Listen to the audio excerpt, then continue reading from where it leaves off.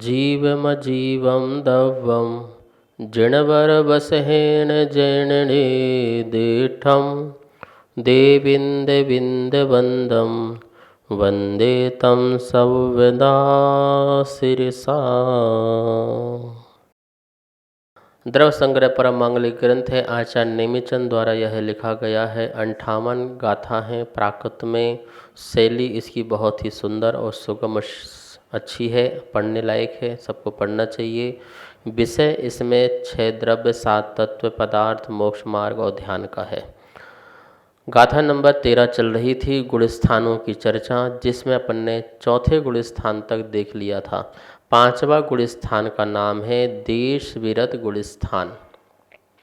इसके बहुत सारे नाम हैं। देश विरत कह सकते हैं, संयमा संयम कह सकते हैं, संहिता संयत कह सकते हैं, एक देश व्रत कह सकते हैं। तो इस प्रकार से इस गुण स्थान के नाम भी अनेक हैं। यह जो 5वां गुण स्थान होता है वह हमारे प्रतिमाधारी श्रावकों का होता है। जो भी प्रतिमाधारी श्रावक होते हैं उनका गुण स्थान 5वां हो जाता है। जो निर्दोष रूप से आचरण का पालन करते हैं, 5 अणुव्रत, 3 गुणव्रत और 4 शिक्षा व्रत, ये 12 प्रकार के व्रत होते हैं। और इन व्रतों का पालन करने वाले उत्तम, मध्यम, जघन्य रूप से 3 प्रकार से श्रावक हो जाते हैं। और इनका निरतिचार रूप से जो पालन करेगा वही जो जीव है आगे के गुण स्थानों में बढ़ता है। अब 5वां गुण स्थान जो है देश विरत, उसकी परिभाषा क्या है? तो यहाँ पर आप देखेंगे लिखा है देश विरत गुण स्थान। परिणाम देश विरत अणुव्रत पालन रूप परिणाम। पूर्ण संयम का अभाव। इस गुण स्थान में क्या है? अणुव्रत का पालन करने का भाव है। मैं अहिंसा अणुव्रत, सत्याणुव्रत, आचौर्य अणुव्रत, ब्रह्मचर्य अणुव्रत, परिग्रह परिमाण अणुव्रत, ये पालन करने के भाव हैं। 3 मकार 5 उदंबर का त्याग करने का भाव, सप्त व्यसन का त्याग करने का भाव, रात्रि भोजन के त्याग करने का भाव, ये जो भाव है यही भाव जो है ये देश विरत गुण स्थान का कारण बनता है। लेकिन यहाँ पर एक चीज़ का अभाव है, पूर्ण संयम का अभाव। पूर्ण संयम मतलब पूर्ण रूप से हिंसा, झूठ, चोरी, कुशील, परिग्रह का त्याग करना। क्योंकि श्रावक जो है गृहस्थ जीवन में पूर्ण हिंसा, पूर्ण सत्य, पूर्ण चोरी ये त्याग नहीं कर पाता है। परिग्रह का पूर्ण त्याग नहीं कर पाता है, क्योंकि परिग्रह बिना तो उसका जीवन ही नहीं हो सकता है। इसलिए पूर्ण संयम का अभाव होता है। लेकिन एक देश व्रत जो है वो पालन करता है। निमित्त क्या है इस व्रत को पालन करने में? तो 2 कसाय चौकड़ी का अनुदय और प्रत्याख्याना वर्ण कसाय का उदय। ये जो है निमित्त की ओर से, कर्म की ओर से, कि 2 कसाय चौकड़ी का अनुदय। अनंतानुबंधी और अप्रत्याख्यान, ये 2 चौकड़ी, ठीक है। अनंतानुबंधी क्रोधमान माया लोभ और अप्रत्याख्यान क्रोधमान माया लोभ, ये 8 कसाय जो हैं इनका अनुदय। अनुदय का मतलब है इनका उदय नहीं, इनका उदय नहीं है। उदय में क्या है? प्रत्याख्याना वर्ण कसाय का उदय। जो प्रत्याख्याना वर्ण कसाय है, जो पूर्ण संयम को नहीं होने देता है, और प्रत्याख्याना वर्ण कसाय के उदय में जो है देश विरत का पालन हो सकता है। लेकिन कभी भी आप ये मत कहा करो कि इस कसाय के उदय से ये गुण स्थान है, ऐसा नहीं बनता है।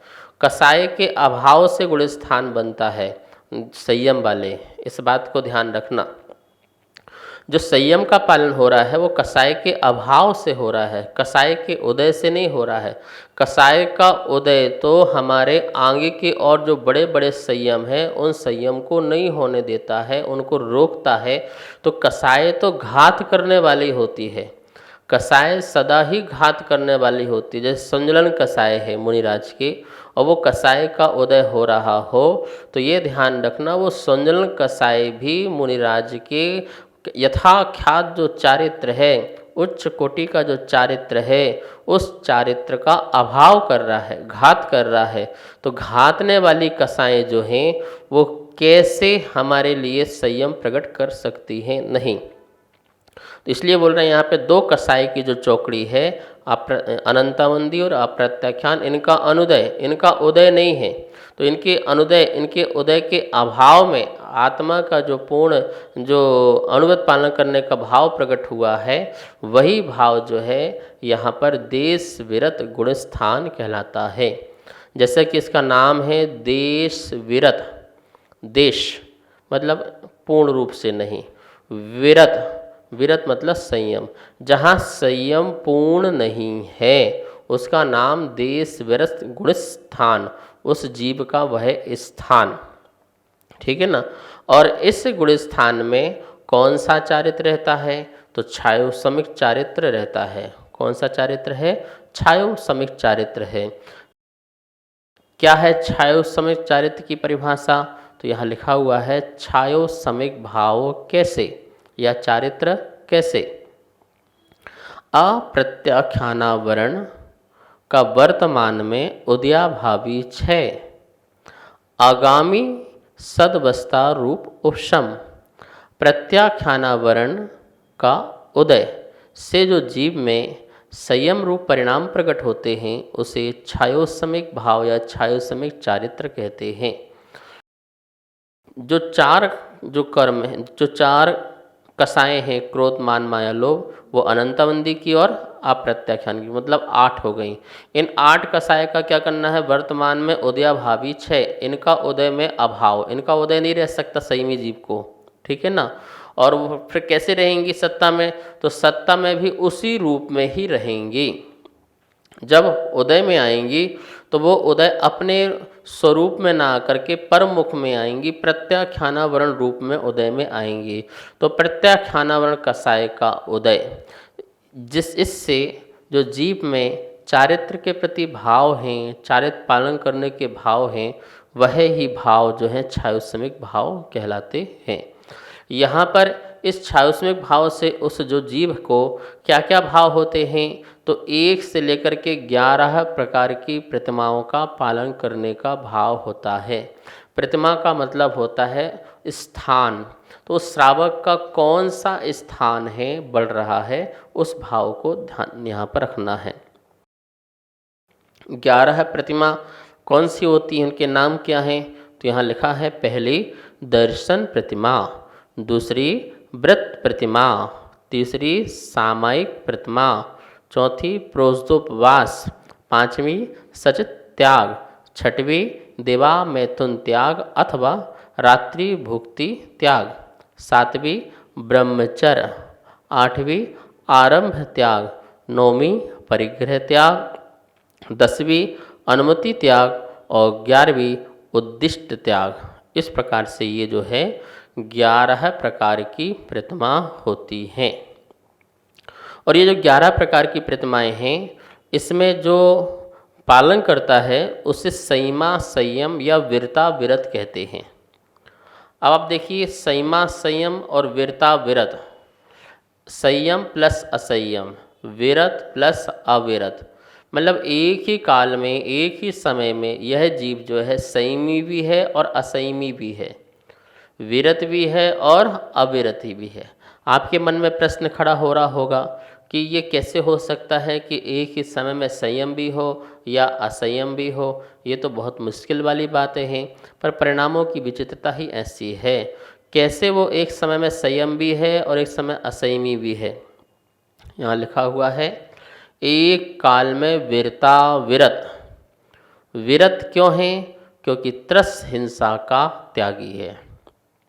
अविरत क्यों है, क्योंकि स्थावर हिंसा का अत्यागी है। त्रस हिंसा का त्यागी है इसलिए उसको संयम कहेंगे, इसलिए उसको विरत कहेंगे। और चूंकि स्थावर हिंसा का उसका त्याग नहीं है, पृथ्वी जल अग्नि वायु वनस्पति, इन 5 प्रकार के स्थावरों को श्रावक जो है अपने जीवन यापन के लिए इनका उपयोग करता है। और उपयोग करने के कारण इसका जो है स्थावर हिंसा का त्याग नहीं हो पाता है। लेकिन संकल्प पूर्वक मैं किसी भी 2 इंद्रिय 3 इंद्रिय 4 इंद्रिय 5 इंद्रिय जीव को मारूंगा नहीं, उनकी हत्या नहीं करूंगा, उनको नष्ट नहीं करूंगा, उनको दुख नहीं पहुंचाऊंगा, इस चीज का जो संकल्प लेता है, इस कारण उसके संयम भाव होते हैं। और चूंकि स्थावर का त्याग नहीं कर पाता है, इसलिए उसको असंयम भी कहते हैं। तो असंयम और असंयम, संयमा संयम, विरत और अविरत, वीरता विरत, ऐसा उसका नाम पड़ जाता है। इसके क्या क्या नाम हैं? देखिए यहाँ लिखा अन्न नाम, वीरता विरत, संयमा संयम, देश संयम, देशचारित। इन 4 नामों से पंचम गुणस्थान वर्ती जीव को आप पुकार सकते हैं या समझ सकते हैं। देश चारित्र मतलब कुछ तो चारित्र है, विकल चारित्र भी इसे कहते हैं। आचार्य समंत स्वामी ने इसे विकल चारित्र कहा है। सकलम विकलम चरणम, ऐसा उन्होंने कहा कि चारित्र 2 प्रकार का, सकल चारित्र और विकल चारित्र। तो ये विकल चारित्र है, सकल चारित्र यहाँ पर 5वें गुण स्थान में नहीं होता है। इसलिए ये जीव मोक्ष मार्गी है कथनचित। सचमुच में जहाँ पर सकल चारित्र होता है वहीं से मोक्ष मार्ग बनता है। सम्यक दर्शन, सम्यक ज्ञान, सम्यक चारित्र, इन तीनों की जहाँ एकता हो पाती है वहीं से मोक्ष मार्ग प्रारंभ होता है, ऐसा आचार्यों का कथन आगम में प्राप्त होता है। यहाँ पर 5वां गुण स्थान हो गया। तो आपको ध्यान रखा 5वां गुण स्थान किन लोगों का है? जो प्रतिमाधारी हैं उनका है, जो 11वीं प्रतिमाधारी हैं, एलक हैं, क्षुल्लक हैं, उनका है, और जो आरिका माता जी हैं, चाहे क्षुल्लिका हों और चाहे आरिकाएँ हों, उनका भी गुण स्थान जो है 5वां गुण स्थान ही होता है। एलक, क्षुल्लक, क्षुल्लिका, आरिका और 1 से लेकर के 11 तक प्रतिमाधारी, इन सब का जो गुण स्थान होता है वह कौन सा होता है? पंचम गुण स्थान होता है। माता जी भी संयमा संयमी हैं, ऐसा पंचम गुण स्थान यह सैद्धांतिक से घटित होता है। अब जो है 6वां गुण स्थान, क्या नाम है 6वां गुण स्थान का? सबको याद होगा, प्रमत्त विरत। क्या नाम है? प्रमत्त विरत। विरत तो है, पूर्ण संयम तो है, पर संयम के साथ प्रमत्त लगा है, अर्थात प्रमाद का भाव भी है। मतलब इसका मतलब हुआ कि विरत सकल संयम तो है, पर सकल संयम भी निर्दोष नहीं है। पूर्ण निर्दोष सकल संयम जो है वो 11वें गुण स्थान या 12वें गुण स्थान में जाकर के होगा। और अभी अपन कौन से गुण स्थान में हैं? 6वें गुण स्थान में। हाँ, लेकिन इस गुण स्थान में जीव महाव्रती हो जाएगा, मुनि बन जाएगा, वस्त्र रहित हो जाएगा, गृह त्यागी हो जाएगा, जिसे अनगार साधु भी कहते हैं। अनगार का मतलब है अगार रहित, जिनका घर नहीं है, जिनका परिवार नहीं है, और जो नग्न रहते हैं, जिनके हाथ में पिच्छी और कमंडल है, 28 मूल गुणों का पालन करते हैं और कभी कभी उनमें दोष आदि भी लगते रहते हैं, लेकिन सकल संयमी हैं, सकल चारित्र के धारी हैं। उनमें प्रमाद पाया जाता है। 15 प्रकार के प्रमाद होते हैं। उन प्रमादों में कोई ना कोई प्रमाद जो है लग जाता है। 5 इंद्रिय के विषयों में कभी परिणाम चले जाते हैं, कभी क्रोध, मान, माया, लोभ के प्रति परिणाम चले जाते हैं। तो कभी 4 प्रकार की विकथा हैं, स्त्री कथा, चोर कथा, भोजन कथा, राष्ट्र कथा आदि जो है, इन कथाओं में परिणाम चला जाता है। और स्नेह और प्रणव, जो स्नेह है और निद्रा, तो इस प्रकार का ये जो इसमें प्रमाद में चला जाता है परिणाम। लेकिन इस बात का ध्यान रखना, पहले से गुण स्थान से लेकर के 6वें गुण स्थान तक प्रमाद की दशा है, लेकिन जो पहले गुण स्थानवर्ती को प्रमाद है वह सम्यक दृष्टि 4थे गुण स्थान वाले को नहीं है। जो 4थे गुण स्थान वाले को है वो संयमा संयम 5म गुण स्थान वाले को प्रमाद नहीं है, और जो 5म गुण स्थान वाले को प्रमाद है वो मुनिराजों को नहीं है। प्रमाद भी कम कम कम कम होते जा रहा है, ऐसा समझना, ठीक है ना। तो प्रमत्त विरत गुण स्थान किसे कहते हैं? तो यहाँ पर आप चार्ट के माध्यम से देखेंगे, लिखा है प्रमत्त विरत। परिणाम क्या है इसमें? पूर्ण संयम का भाव, प्रमाद की उत्पत्ति, यह परिणाम है। अंतरंग कारण निमित्त बहिरंग जो कर्मादि का उदय है, 3 कसाय चौकड़ी का अनुदय, संजलन और 9 कसाय का तीव्र उदय। ध्यान रखें, मंद उदय नहीं, तीव्र उदय, उससे प्रमत्त विरत गुणस्थान प्रकट होता है। 2 चीज़ यहाँ पर कही हैं। एक तो पूर्ण संयम का भाव, मैं झूठ नहीं बोलूँगा, मैं चोरी नहीं करूँगा, मैं कोई हिंसा नहीं करूँगा, ऐसा जो भाव है ये पूर्ण संयम का भाव है।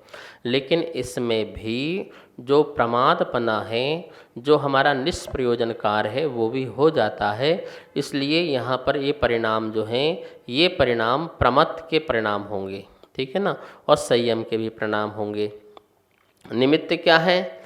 पूर्ण संयम के भाव में निमित्त क्या है? तो पूर्ण संयम के भाव में निमित्त जो है 3 चौकड़ी कसाय का अभाव।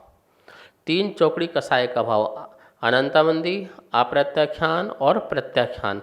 इस प्रकार से ये 12 कसाय हो गए ना, तो 12 कसायों के उदय नहीं है। और प्रमाद की उत्पत्ति का कारण क्या है? तो संजलन कसाय का तीव्र उदय या 9 कसाय का तीव्र उदय, ये प्रमाद की उत्पत्ति का कारण है। जब भी प्रमाद उत्पन्न होगा तो संजलन, क्रोध, मान, माया, लोभ और 9 कसाय हास, रति, अरति, शोक, भय, जुगुप्सा, स्त्री, पुरुष, नपुंसक, वेद, ये 9 कसायों का तीव्र उदय होने पर, ये जीव कांड में लिखा हुआ है कि 6वां गुणस्थान संजलन कसाय के तीव्र उदय में होता है और जो 7वां गुणस्थान है वो मंद उदय में होता है। तो निश्चित ही यहाँ पर भले अंतर्मुहूर्त क्रोध, मान, माया, लोभ, हास्य आदि हो, लेकिन जब भी हो तो वो तीव्र रूप से होंगे उतने देर के लिए। इसलिए वहाँ भी सकल संयम के साथ साथ भी वहाँ कौन सा परिणाम आ जाता है? प्रमाद का। प्रमाद क्या है? यहाँ लिखा है, अच्छे कार्यों के करने में आदर भाव का न होना, यह प्रमाद है। मुनिराज के लिए भी अच्छे कार्य जो चल रहे हैं उसमें कथनचित कभी जो है आदर का भाव नहीं आया, जैसे समय करना है या पिछी लगाना है या बैठते समय पिछी लगाना है या कोई सामान रखते समय पिछी लगाना है, बोलते समय जो अपनी भाषा समिति है, कभी इनमें अपन ने थोड़ा सा आदर नहीं कर पाए तो वो उस व्रतों में दोष लग जाता है, तो ये प्रमाद कहलाता है। अथवा अपन कोई भी बातें करने देश विदेश की चालू कर दी तो ये प्रमाद कहलाता है। ये सब प्रमाद की कैटेगरी में आता है। प्रमाद के कौन कौन से भेद आदि होते हैं उसकी चर्चा जो है कल करेंगे, समय हो चुका है। आइए माँ जिनवाणी की स्तुति करते हैं। वाणी के ज्ञान ते सूझे लोकालोक, सो वाणी मस्तक नमो, सदा देत हूँ धोख, सदा देत हूँ धोख। जैन सबको बहुत बहुत मंगल आशीर्वाद। इस कार्यक्रम के पुण्यार्जक थे श्री खंडेलवाल दिगंबर जैन मंदिर, राजा बाजार, कनॉट प्लेस, नई दिल्ली, एवं श्री खंडेलवाल दिगंबर जैन मंदिर, वैदवाड़ा, दिल्ली के अंतर्गत खंडेलवाल दिगंबर जैन पंचायत, दिल्ली। जिनेंद्र जैन नरपतिया अध्यक्ष, धीरज जैन कासलीवाल महामंत्री, विजय लोहाड़िया विक्की उपाध्यक्ष, गौरव पाटोदी मंत्री, विनोद पांड्या कोषाध्यक्ष।